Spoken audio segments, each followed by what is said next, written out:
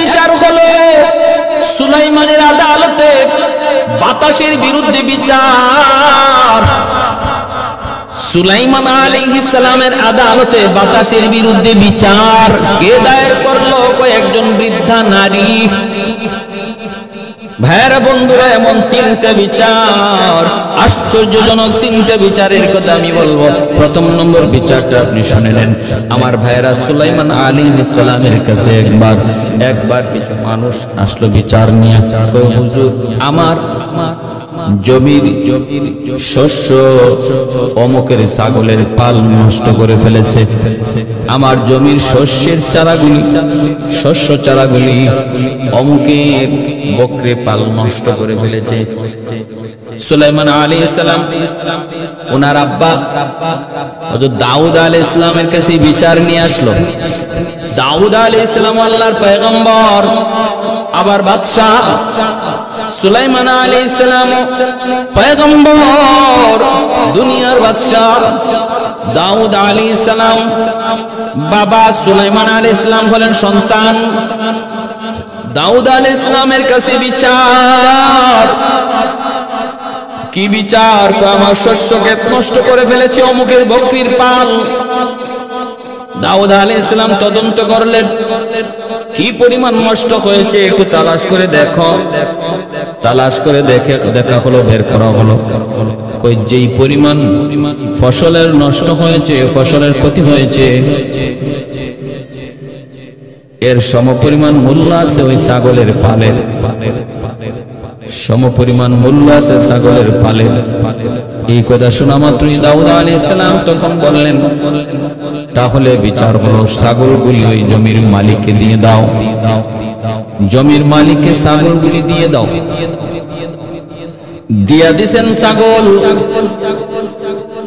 এরপরে ভাইরা বন্ধুরা, সুলাইমান আলাইহিস সালামের কাছে এরা বিচার নিয়ে যখন বিচার শেষ হওয়ার পর যখন বের হয়ে আসে, সুলাইমান আলাইহিস সালামের সাথে সাক্ষাৎ হয়। তিনি বলতেছেন, কি বিচার? অভিযোগ তোমাদের কি? অভিযোগ হলো এই, কই বিচার আপু কি করেছে? কই বিচার করেছে আমার ছাগলগুলো ওই জমির মালিককে দিয়ে দেওয়া হয়েছে। সুলাইমান আলাইহিস সালাম তিনি বলেন, না, আমার কাছে এর চেয়ে আরো সুন্দর বিচার আছে, চলো আব্বার কাছে যাই। দাউদ আলাইহিস সালামের কাছে সুলাইমান আলাইহিস সালাম আয়েশা বলেন, বাবা, এর চেয়ে সুন্দর বিচার আমার কাছে আছে। আপনার বিচারটা সঠিক, শরিয়া আইন মোতাবেক, বিন্দু পরিমাণ এর ভিতরে জুলুম হয় নাই, জুলুম আপনি করেন নাই, তবে আমার বিচারটা এর চেয়ে আরো সুন্দর, আর চেয়ে সুন্দর। কেমনে একটু বলো তুমি? কয় সেই পথটা হলো, আগে দেখেন যেই পরিমাণ ফসল নষ্ট হয়েছে, এই ফসলি জমি ছাগল পালের মালিকের কাছে দিয়ে দেওয়া হবে, আর ছাগলগুলি জমির মালিককে দেওয়া হবে। ছাগলগুলি জমির মালিককে দেওয়া হবে, আর জমি দেওয়া হবে ছাগলের মালিকরে। এইবার জমি ওই ছাগলের মালিক, তারা জমি চাষাবাদ করবে, চাষাবাদ করবে কইরা যেই পরিমাণ ফসল ছিল ওই পরিমাণ পর্যন্ত তারা পরিচর্যা করে ফসলটাকে উঠাবে। আর এইদিকে জমির মালিক এতদিন পর্যন্ত ছাগল থেকে তারা ফায়দা নিবে, দুধ পান করবে, ছাগল থেকে ফায়দা যা নিবার তা নিবে এতদিন পর্যন্ত, যতদিন পর্যন্ত তাদের জমির ফসলটা যেই পরিমাণ নষ্ট হয়েছিল, যেই পরিমাণে ওই পরিমাণ হওয়া পর্যন্ত, ওই পরিমাণ হওয়া পর্যন্ত ফসলটা নষ্ট হয়েছিল যেই সময়টাতে, ওই পরিমাণ পর্যন্ত হওয়া ওই ছাগলগুলি তারা উপকার নিবে। যেদিন ফসলটা ওই পর্যায়ে পৌঁছে আসবে, সেদিন জমির মালিক জমি দিয়ে দেওয়া হবে, জমির মালিককে জমি দিয়ে দেওয়া হবে, আর ছাগলের মালিককে ছাগল দিয়ে দেওয়া হবে। কত সুন্দর বিচার! মাশাআল্লাহ, মাশাআল্লাহ, মাশাআল্লাহ, মাশাআল্লাহ। কত সুন্দর, এত সুন্দর বিচার ব্যবস্থা শুইনা সুলাইমান আলাইহিস সালাম শুকরিয়া আদায় করলেন আর বললেন, বাবা এত সুন্দর বিচার, এত সুন্দর সমাধান তুমি করেছো, আমি আল্লাহর দরবারে শুকরিয়া আদায় করে 2 রাকাত নামাজ আদায় করলাম। ভাইরা বন্ধুরা, এই হলো একটা বিচার, আশ্চর্যের বিচার। আরেকটা বিচার হলো ভাইরে, সুলাইমান আলাইহিস সালাম, সুলাইমান আলাইহিস সালাম ওনার আব্বা হযরত দাউদ আলাইহিস সালামের কাছে এক মহিলা আসলো। বৃদ্ধ মহিলা এসে বলতেছে, হুজুর আমার অভিযোগ হলো বাতাসের বিরুদ্ধে। কি অভিযোগ? কয় আমি আটা নিয়ে বাড়িতে আসতেছিলাম, গম পিষা আটা মাথায় নিয়ে বাড়িতে আসতেছিলাম, হঠাৎ করে বাতাস আমার মাথা থেকে সবগুলি আটা উড়ায় নিয়ে গেল। অতএব এবার আমার আটাগুলি বাতাসে নিয়ে গেছে, বাতাসের বিরুদ্ধে বিচার, আমার বিচার আপনি করে দেন, বিচার করে দেন। দাউদ আলাইহিস সালাম তখন বলতেছেন, বিচার আমি কেমনে করব? বাতাস তো আমার নিয়ন্ত্রণে নয়, বাতাস তো আমার আল্লাহর নিয়ন্ত্রণে। তাহলে বাতাসের বিরুদ্ধে বিচার আমি কেমনে করব? নেও, আমি তোমাকে যেই পরিমাণ ক্ষতি তোমার হয়েছে এর চেয়ে 10 গুণ আটা তোমাকে আমি বাড়াইয়া দিব, নিয়ে যাও। এই কথা বলতে মহিলা খুশি হয়ে গেল। ঠিক আছে, 10 গুণ বেশি আটা পাইয়া মহিলা খুশি হয়ে চলে যাবে। সুলাইমান আলাইহিস সালামের সাথে সাক্ষাৎ। সুলাইমান আলাইহিস সালাম কয়, কি ব্যাপার? কয় ব্যাপার হলো এই, আপনার বাবা দাউদ পয়গম্বর ইনি আমার অভিযোগের বিচার করেন নাই, কিন্তু আমার আটা বাড়াইয়া দিবেন। সুলাইমান আলাইহিস সালাম বলে, তুমি যা বলো, আমি আমার অভিযোগের বিচার চাই, বিচার চাই, আমি আমার অভিযোগের বিচার চাই, বিচার। ভাইরা বন্ধুরা, যখন এই কথা যে বলল, দাউদ আলাইহিস সালাম তখন বলতেছেন, তোমার এই কথা কে শিখাইতেছেন? কয় আপনার সন্তান সুলাইমান। সুলাইমান আলাইহিস সালামকে তখন দাউদ আলাইহিস সালাম ডাক দিলেন, বাবা এমনটা তুমি কেন বললা? তুমি নিজেই তো জানো বাতাস আমার তোমার কারো অধীনে নয়, বাতাস হলো আল্লাহর অধীনে। সুলাইমান আলাইহিস সালাম বলেন, বাবা আপনি আল্লাহর পয়গম্বর, শুধু বাদশা না। যদি আপনি শুধু বাদশা হতেন তাহলে আপনাকে আপনার দ্বারা সেটা বিপদ ছিল, আপনার দ্বারা সেটা অসম্ভব ছিল। আপনি তো আল্লাহর পয়গম্বর, আল্লাহর কাছে চান, আল্লাহ চাইলে বাতাসকে আপনার সামনে আল্লাহ হাজির করে দিবে। ইনি আল্লাহর কাছে চাইলেন, মালিক বাতাসের একটা বিচার করা লাগে, মালিক যে বাতাসটা তার আশা নিয়ে গেছে ওরে হাজির করে দাও। আল্লাহর হুকুমে বাতাস হাজির হয়ে গেল। এইবার দাউদ আলাইহিস সালাম জিজ্ঞেস করেন, তুমি তার মাথার আটাগুলা কেন নিয়ে গেছো? ওই বাতাসটা যখন বলতেছে, হুজুর আমি তো নিজের ইচ্ছায় নেই নাই, আমি তো আল্লাহ পাকের ইচ্ছায় নিছি, আমি তো আমার আল্লাহ পাকের ইচ্ছায় নিছি। কেন নিছো? কয় নিছি এজন্য, একটা জাহাজ সাগরের মধ্যে ছিল, ওই জাহাজটা তলাটা ফাট ফেটে গেল, পানি উঠতেছিল, জাহাজের মালিক স্মরণ করল, আল্লাহ যদি বিপদ থেকে আমাদেরকে বাঁচাও, জাহাজে যতগুলা মালামাল আছে সব তোমার রাস্তায় আমি দান করব, সদকা করব। আল্লাহ পাক রব্বুল আলামিন আমি বাতাসকে আদেশ করলেন, ওই মহিলার মাথার আটাগুলি নিয়া আমি ওই যে ছিদ্র, জাহাজের ছিদ্রটা বন্ধ করেছি, ওইখানে নিয়ে পালাইছি, ছিদ্রটা বন্ধ হয়েছে, জাহাজটা ডুবে যাওয়া থেকে বেঁচে গেল, মানুষগুলা বেঁচে গেল, মালগুলা হেফাজত হলো। এই উপকারে লাগছে। আচ্ছা ঠিক আছে, তো বুঝলাম। অল্প দিনের ভিতরে আপনি দেখবেন, কিছুক্ষণের ভিতরে কিছু সময়ের ভিতরেই জাহাজটা আপনার এলাকায় এসে নোঙর করবে এবং মালামালগুলো আপনার কাছে হস্তান্তর করবে আল্লাহর রাস্তায় দান করার জন্য। তখন আপনি তাকে উপযুক্তটা দিয়ে দিন।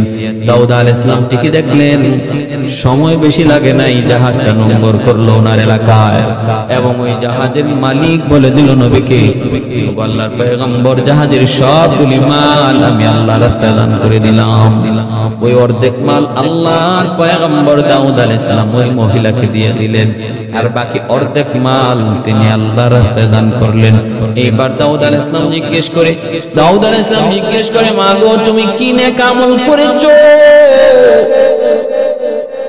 অন্য কারো জায়গা থেকে আঠা নিয়া আল্লাহ এটা করতে পারতেন, কিন্তু তা না করে তোমার মাথার আটাগুলো আল্লাহ পছন্দ করলেন আর বিনিময়ে এত আটা দিয়ে দিলেন, এত মাল দিয়ে দিলেন। কি আমল করেছো? আল্লাহ তোমাকে এতটা ভালোবাসলেন কোন আমলের কারণে একটু বলো। এইবার ওই বৃদ্ধা মহিলা বলতেছে, আল্লাহর পয়গম্বর যদ্দূর মনে পড়ে আমি আমার ঘরে একজন খানা খাইতে বসলাম, একটা রুটি লিয়া। ওই অবস্থায় একটা ভিক্ষুক আইসা ভিক্ষা চাইলো, খানা চাইলো, আমি একটা রুটি তারে দিয়ে দিলাম যেটা আমার জন্য ছিল। ভিক্ষুক বলতেছে, মারে কি খানা দিলা, পেটে কোনো খবরই হয় নাই। আমি বলতেছিলাম, ভিক্ষুক আর কিছুই নাই দেওয়ার মতো, তবে যদি একটু অপেক্ষা করো আমি তোমার জন্য কম পিসা আটা নিয়ে আসতে পারবো, এতটুকু সময় যদি ধৈর্য ধরো। কয় ঠিক আছে মা, আমি এতটুকু সময় ধৈর্য ধরলাম। মহিলা বলতেছে, এরপরে আমি গম নিয়ে পিষতে গেলাম ওই অভাবী মানুষটারে খাওয়ানোর জন্য, ওই সাইলটারে খাওয়ানোর জন্য। যখন আমি গম পিষে আটা মাথায় নিয়ে আসার পথে আল্লাহ পাক আমার আটাটা উড়াই নিয়ে গেছে। দাউদ আলাইহিস সালাম বলে, মারে তুমি যে একজন অভাবী মানুষ, সাইলকে একজন ক্ষুধার্ত মানুষের ক্ষুধা নিবারণের জন্য তুমি চেষ্টা করেছো, আল্লাহ পাক এটাকে এর উপর খুশি হইয়া তোমার উপর এত খুশি হয়েছে, কুদরতি ভাবে আল্লাহ পাকের হাজার গুণ বেশি রিজিকের ব্যবস্থা আল্লাহ তোমাকে করে দিয়েছে। এজন্য ভাইরা বন্ধুরা, কিয়ামতের ময়দানে আল্লাহ বলবে, আমি অভাবে ছিলাম, তুমি আমার অভাব পূরণ করো নাই। আমি ক্ষুধার্ত ছিলাম, তুমি আমাকে খানা খাওয়াও নাই। আমি পিপাসিত ছিলাম, তুমি আমাকে পানি পান করাও নাই। আমি অসুস্থ ছিলাম, তুমি আমার সেবা করো নাই। বান্দা বলবে, মালিক তুমি তো রব্বুল আলামিন, তুমি তো আহকামুল হাকিমিন। আল্লাহ আমি তোমাকে কেমন করে সেবা দিব, কেমন করে খানা খাওয়াবো, কেমন করে পানি পান করাবো?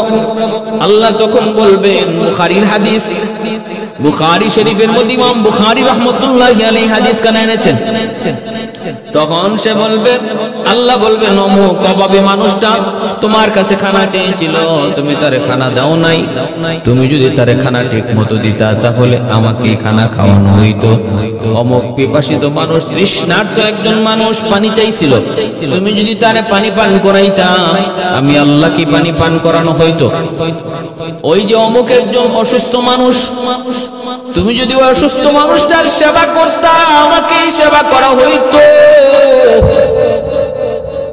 ভাইরা বন্ধুরা, জন্য আল্লাহ বলে, ওয়া আম্মাস সাইলা ফালা তানহার।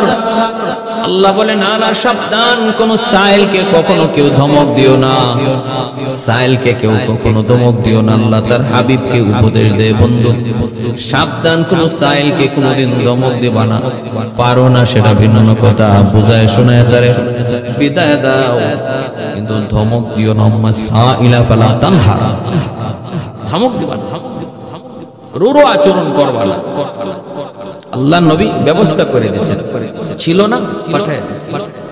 আমার মেয়ে ফাতেমার কাছে যাও, আমার কাছে কিছু নাই, যাও আমার মেয়ে ফাতেমার কাছে যাও, থাকতে পারে। ফাতেমার কাছে আসবে, সাইল কয়, আপনি যে আমারে পাঠাইতেছেন আপনার মেয়ের কাছে একটা সনদ দেন। সনদ নবী বলে, কি সনদ? কয় সাহাবী একজন দিয়া দেন, সালমান ফারসি রাদিয়াল্লাহু তাআলা আনহু কে নবী সাথে দিয়ে দিলেন। 350 বছর হায়াত, সাহাবীদের ভিতরে সবচেয়ে বেশি হায়াত পেয়েছেন হযরত সালমান ফারসি রাদিয়াল্লাহু তাআলা আনহু। সবচেয়ে বেশি সাহাবীদের পুরুষদের মধ্যে আর নারী সাহাবীদের মধ্যে সবচেয়ে বেশি লম্বা হায়াত পেয়েছেন হযরত আসমা বিনতে আবি বকর রাদিয়াল্লাহু তাআলা আনহা। আম্মা জান আয়েশা সিদ্দিকা রাদিয়াল্লাহু তাআলা আনহার বোন আসমা রাদিয়াল্লাহু তাআলা আনহা সাহাবিয়াদের ভিতরে সবচেয়ে বেশি হায়াত পেয়েছেন। আর পুরুষদের মধ্যে লম্বা হায়াত পেয়েছেন সালমান ফারসি রাদিয়াল্লাহু তাআলা আনহু, ইনাকে সাথে দিয়ে দিবেন। ওই সালমান ফারসি রাদিয়াল্লাহু তাআলা আনহু তিনি আয়েশা খাতুনে জান্নাতকে ডাক দিয়ে বলতেছেন, নবী পাঠাইছেন ঘরে কিছু আসেনি সাইলকে কিছু দেওয়ার মতো।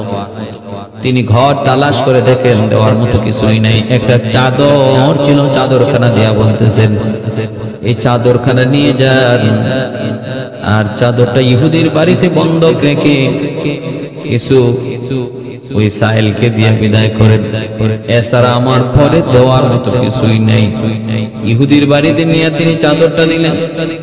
চাদরটা দেখে ইহুদি অবাক হয়ে গেল।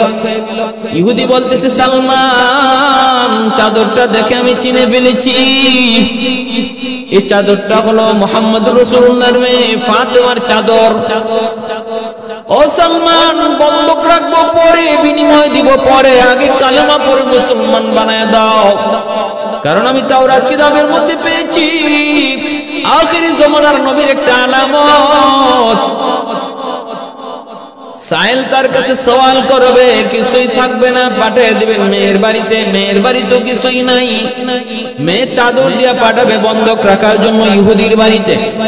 আমি এক ইহুদি, চাদরটাও চিনে ফেলেছি, অতএব তাওরাত কিতাবের ওই আলামত তো আমার পাওয়া হয়ে গেছে, বাকি আর যতগুলো আলামত সব আমি পাইছি, এটাই বাকি ছিল। ও সালমান, দেরি করতে চাই না, তাড়াতাড়ি করে কালেমা পড়ে আমাকে নবী দরওয়াজায় নিয়ে যাও।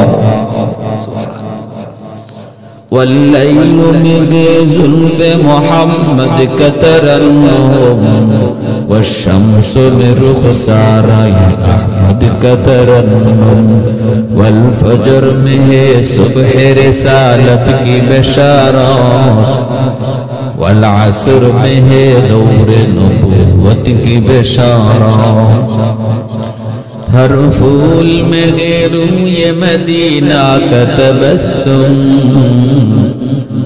शाखों की लचक में बेक़दा का तकल्लुम यासीन से मौला ने कभी उनको पुकारा आमीन को भी और कभी तौसीन इशारा। এজন্য আমার ভাইরা বলতেছিলাম, হযরত দাউদ আলাইহিস সালাম বলতেছে, মারে একজন সাইলের অভাব পূরণ করার জন্য তুমি যে চেষ্টা করেছো, তদবির করেছো, এই কারণে আল্লাহর কাছে তোমার আমলটা এত পছন্দ হয়েছে, এত পছন্দ হয়েছে। ঠিক আছে, ঠিক আছে, বুঝলাম। এই হলো দ্বিতীয় নম্বর বিচার। 3 নম্বর বিচারটা হলো আমার ভাইরা বন্ধুরা, 3 নম্বর বিচারটা হলো একজন সুন্দরী মহিলা দাউদ আলাইহিস সালামের কাছে বিচার নিয়ে আসলো, হুজুর আল্লাহ আমাকে সুন্দরী করে বানাইছে, রূপ দিছে, সৌন্দর্য দিছে, আল্লাহ আমাকে রূপ দিছে, সৌন্দর্য দিছে, এটা আমার হাতের কোনো কামাই না, আমার হাতের কোনো কামাই না, আল্লাহর দেওয়া রূপ, আল্লাহর দেওয়া রূপ, আল্লাহর দেওয়া গুণ। আজকে আমার ওই রূপের কারণে আমি বড় বিপদে আছি। মানুষ আমাকে নিয়ে মন্দ করে, মন্দ কথা বলে, কেউ প্রিডিং করে, আমাকে নিয়ে বিভিন্ন ধরনের চিন্তা, কুচিন্তা, খারাপ চিন্তা করে। এখন আমি কি করব? মানুষের অস্থির বানায় ফেলতেছে, মানুষ আমাকে অস্থির বানায় ফেলতেছে, মানুষ আমাকে অস্থির বানায় ফেলতেছে। হুজুর আপনার কাছে আবদার। আমি কাজীর কাছে বিচার নিয়ে গেছিলাম, কাজী কি বিচার করবে? সে আমার রূপ দেখে পাগল হয়ে গেল, আমার রূপ দেখে পাগল হইয়া কাজীও আমাকে বিয়ের প্রস্তাব দিয়ে বসছে।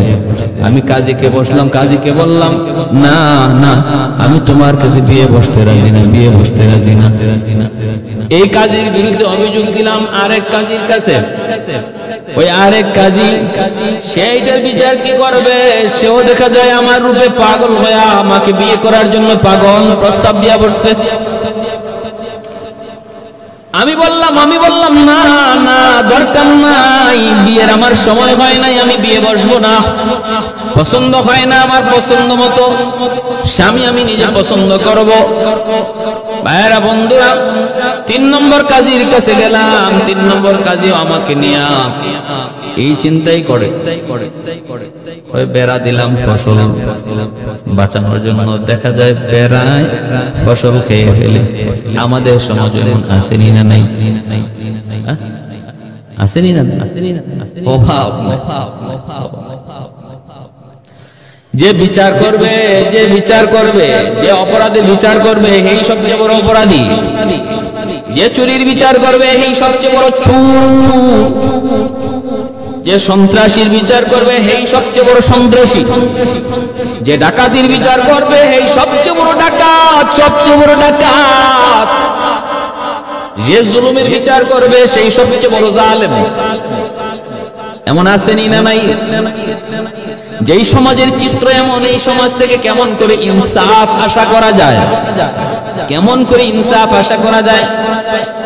মনে রাখবা, যে সমাজের মধ্যে ইনসাফ নাই, শুধু জুলুম আর জুলুম, ওই সমাজের মধ্যে কোনোদিন আল্লাহর পক্ষ থেকে রহমত আসবে না, শুধু গজব আর গজব আসবে। গজব আর গজব। করোনা যাবে, বড় করোনা আসবে। মহামারী যাবে, বড় মহামারী আবার আসবে। এটা মানুষের হাতের কামাই, মানুষের হাতের কামাই। যাহারাল ফাসাদু ফিল বাররি ওয়াল বাহরি বিমা কাসাবাত আইদিন নাস। আল্লাহ পাক রব্বুল আলামিন কয়, স্থল আর জলের মধ্যে, জলে স্থলে যত বিপর্যয় সব কিছু কিন্তু তোমাদের হাতের কামাই, হাতের কামাই, হাতের কামাই। এজন্য ভাইরা বন্ধুরা, সমাজ থেকে জুলুম দূর করো, জুলুম দূর করো। জুলুম আল্লাহ পছন্দ করে না। আল্লাহ পাক যেই সমাজে জুলুম হয়, এই সমাজের উপর আল্লাহ পাকের গজব নেমে আসে, গজব। ভাইরা বন্ধুরা, জন্য বলতেছিলাম, মুসা আলাইহিস সালামের কাছে মানুষজন আইসা নালিশ করলো, হুজুর এলাকায় বৃষ্টি নাই, রহমতের বৃষ্টি নাই, একদম সব কিছু পেটে চৌচির হয়ে গেছে, শস্য নাই, অভাব দুর্ভিক্ষ চলছে, খানা খাদ্য তো দূরের কথা, মানুষ মানুষে খাইব। মানুষ মানুষের ডরে পাহাড়ে গিয়ে আশ্রয় নিয়েছে, হুজুর একটু দোয়া করেন। আল্লাহ পাক মুসা আগে ওদেরকে বলো জুলুম বন্ধ করতে, জুলুম বন্ধ করতে বলো। জুলুম বন্ধ না করলে মানুষ মানুষকে খাবে, মানুষ মানুষের রক্ত খাবে। এই জুলুম বন্ধ না করা পর্যন্ত কোনোদিন আমি আল্লাহর পক্ষ থেকে গজব যাবে না, গজব যাবে না। এজন্য আমাদের সমাজের সমাজপতিদেরকে বলবো, আমার ভাইরা বন্ধুরা, যদি দেশ বাঁচাতে চাও, জাতি বাঁচাতে চাও, নিজে বাঁচতে চাও, জুলুম বন্ধ করো, ইনসাফের সমাজ কায়েম করো, ইনসাফের সমাজ কায়েম করো। ওই মহিলা ইনসাফ পায় না, বিচার পায় না, যেখানে যায় সেখানে জুলুমের শিকার, যেখানে যায় সেখানে জুলুমের শিকার। কাজী 3টার কাছে গেছে, 3টাই জুলুম করেছে। এইবার সে বিয়ে তো বসে না, কারো কাছে গিয়ে বিচার পায় না, এখন নীরব হয়ে গেছে, যাবে কার কাছে?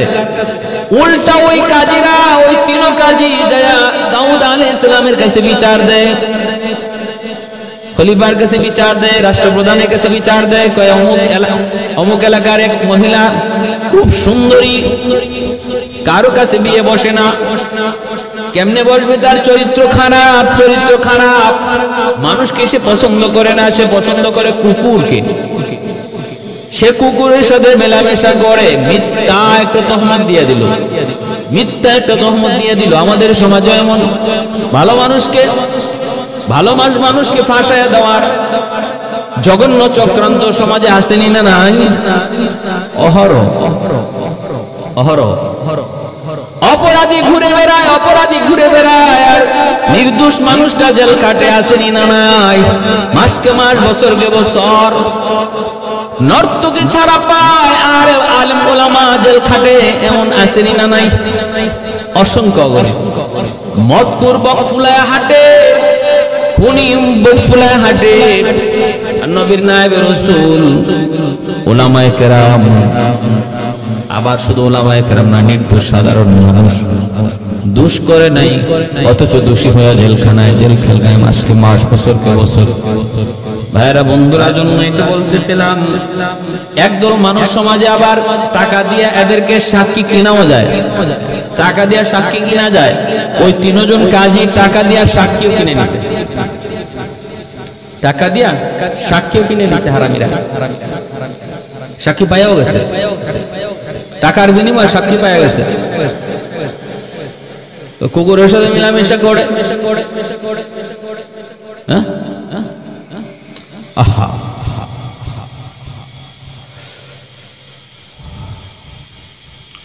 ভাইরা আমার,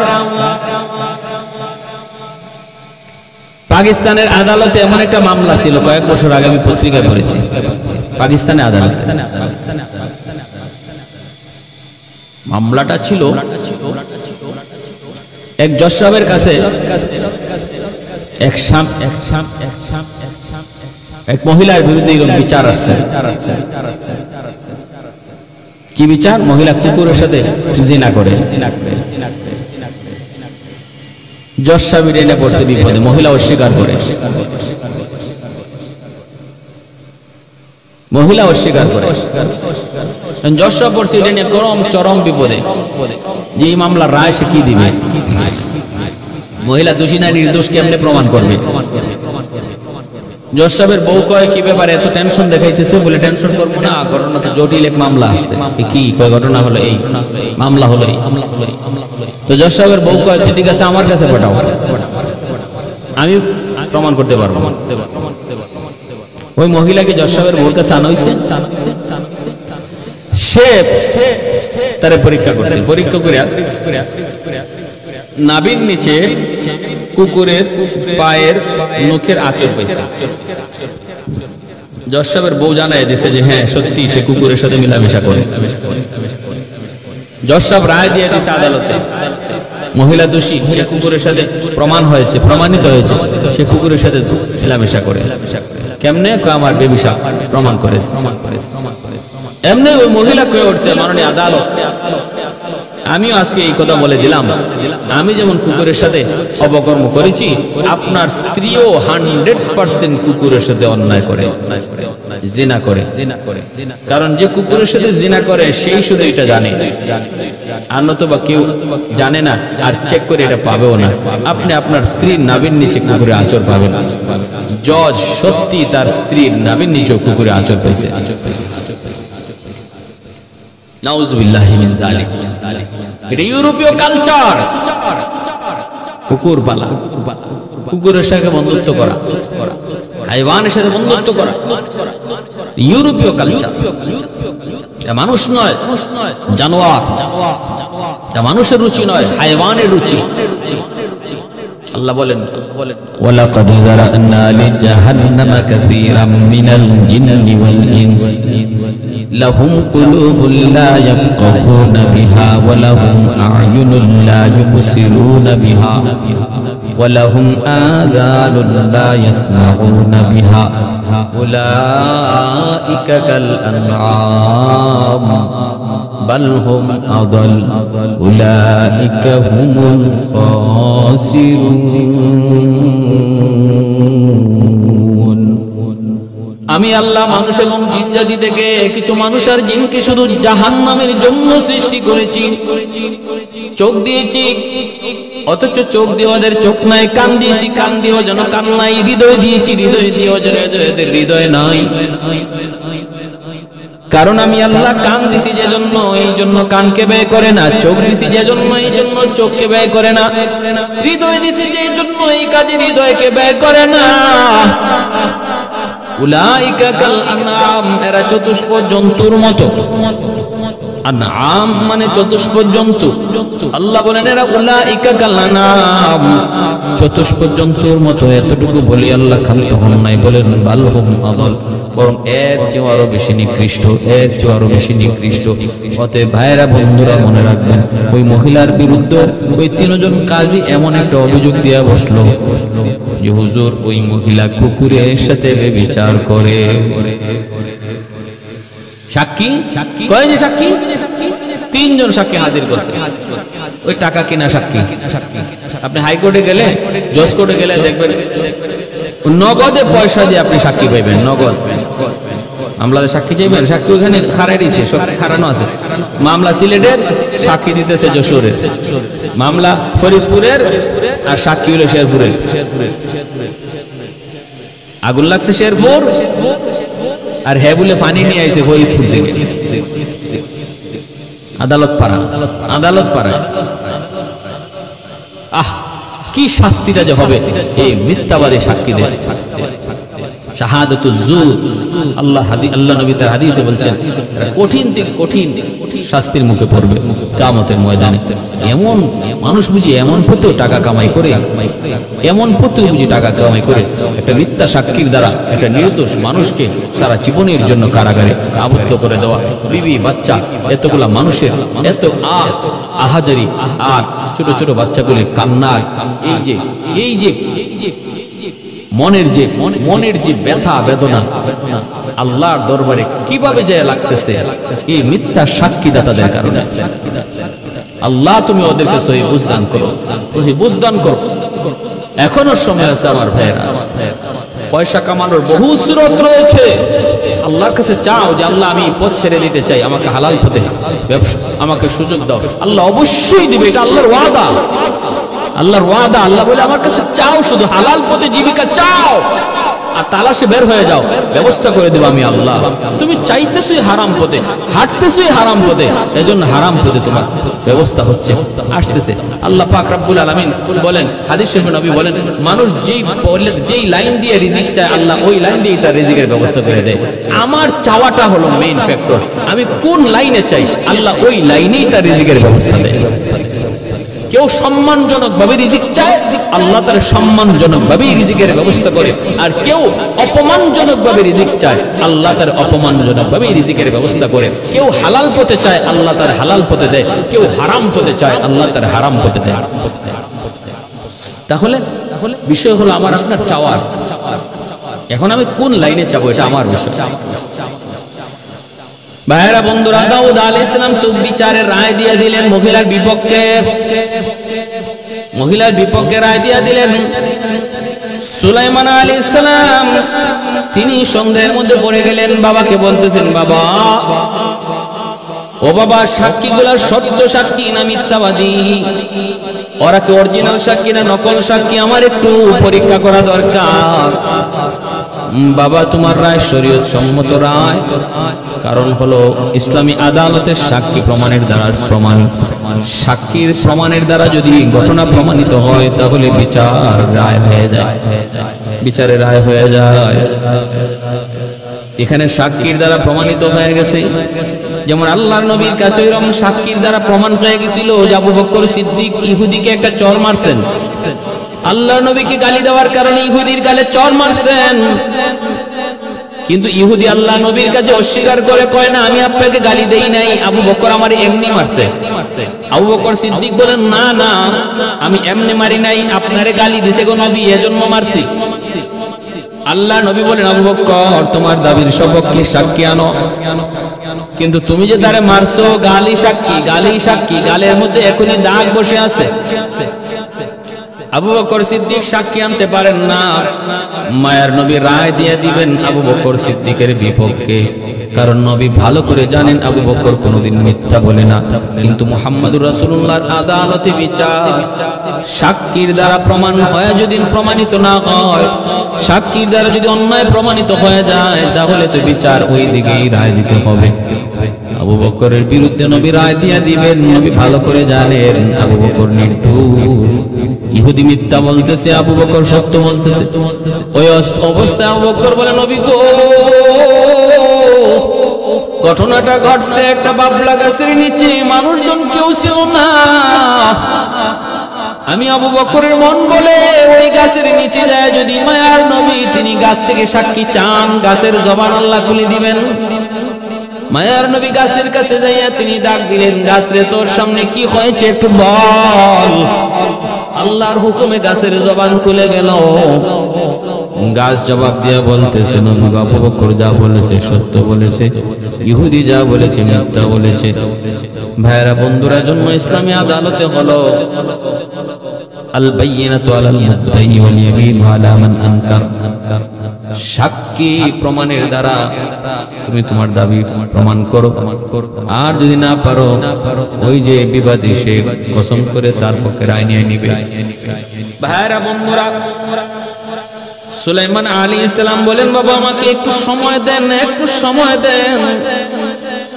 ঠিক আছে, সময় দিলাম।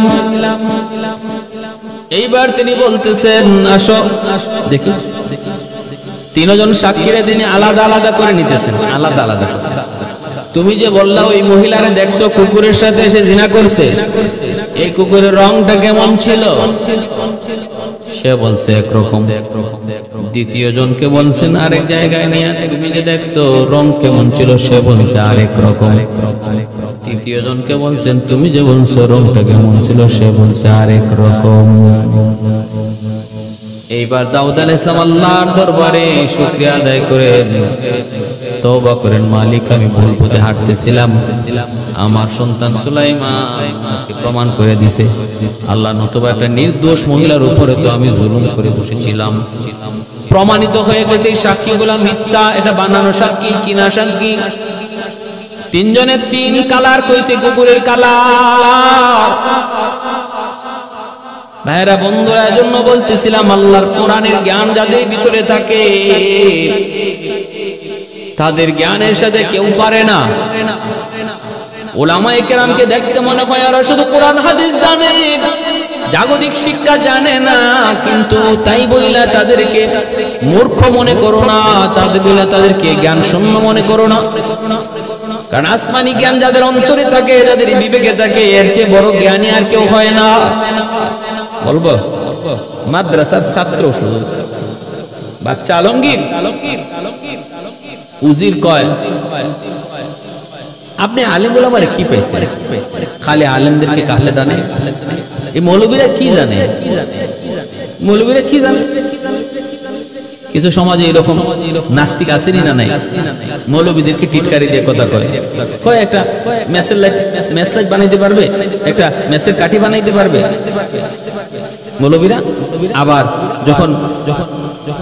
আবার যখন জঙ্গি তহমত লাগায় তখন কয় না না ওরা বোমা বানাইতে জানে, বোমা বানাইতে জানে।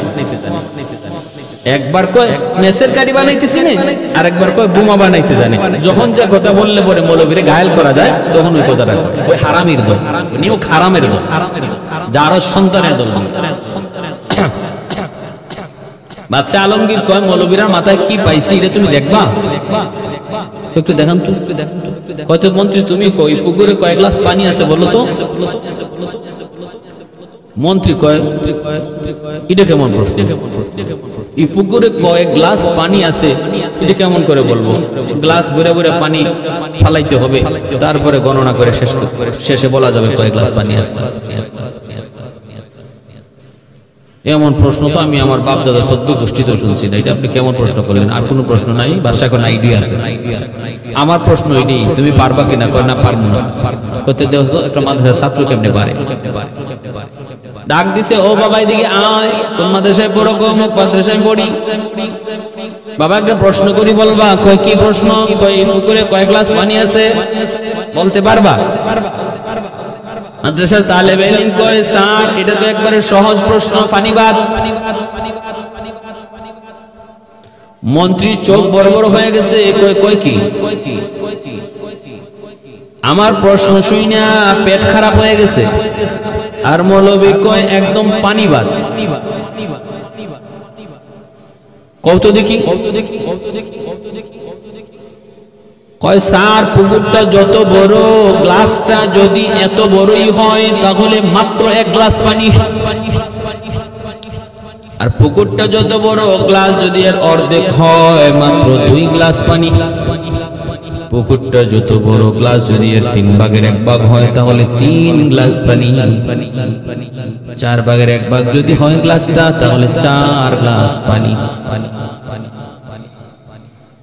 এবার বাদশাহ মন্ত্রীর করে, মন্ত্রী শুনলি আরো বলবে না এখানে থামবে? না আর বলা লাগবে না স্যার, আমার বুঝ হয়ে গেছে। সে যে সিস্টেমে আসতেছে ছোট্ট ক্লাস পর্যন্ত আসতে ওর কোনো সমস্যা হবে না বলে দিতে পারবে। তখন আজকে থেকে আমি প্রমাণ পেলাম আলেম উলামার মাথার মধ্যে আসমানি জ্ঞান, 2 জাহানের জ্ঞান। আমরা ওদের সামনে মূর্খ, জাহেল, আমরা জাহেলে মুরাক্কাব। আলেমদের মাথায় অনেক জ্ঞান।